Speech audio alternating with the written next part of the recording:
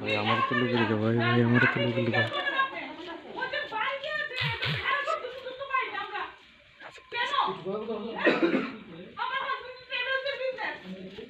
কিছু পর কথা না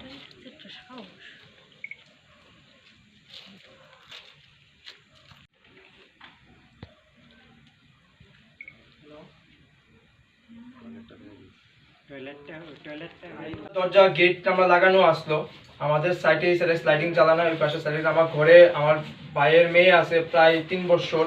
হ্যাঁ ও ঘুমাচ্ছিল তো হঠাৎ করে আমরা অতর্কিত হামলা আমাদের গেট ভাঙচুর করলো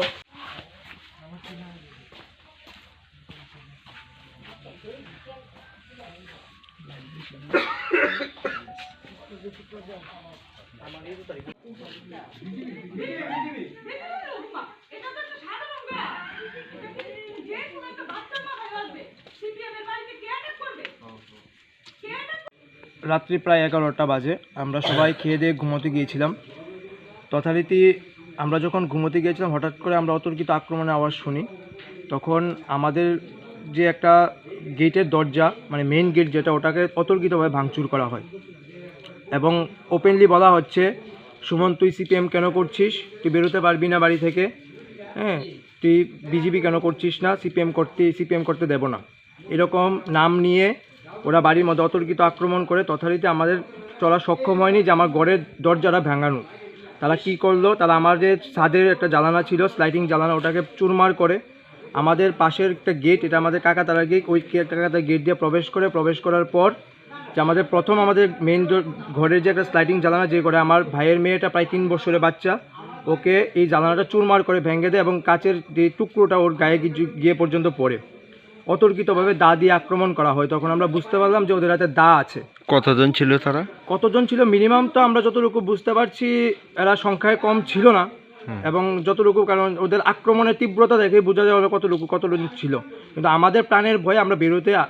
ঘর থেকে যে বেরোবো এরকম উপায় আমাদের ছিল না কটার সময় হয়েছিল 11টা 5-10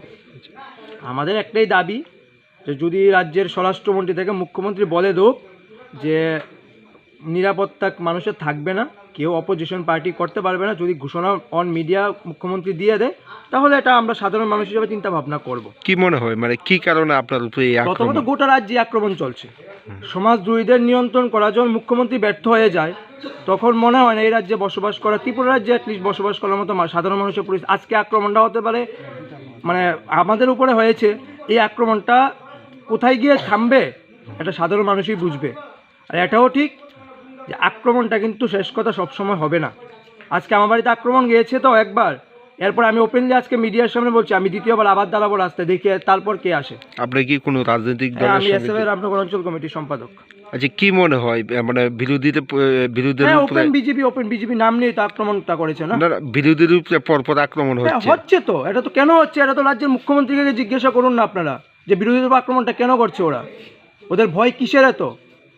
ওদের ওপেনলি ভোটের মাধ্যমে লড়াই করুক না ওরা আক্রমণ কেন রাত্রেবেলা 11টার সময় মানুষের বাড়িতে ভাঙচুর করে লড়াই হচ্ছে করুক না ওরা আক্রমণটা ভোটের মাধ্যমে করুক মানুষের সমর্থন নিয়ে করুক ওরা কি নাম আপনার আমার নাম অভিজিৎ দেব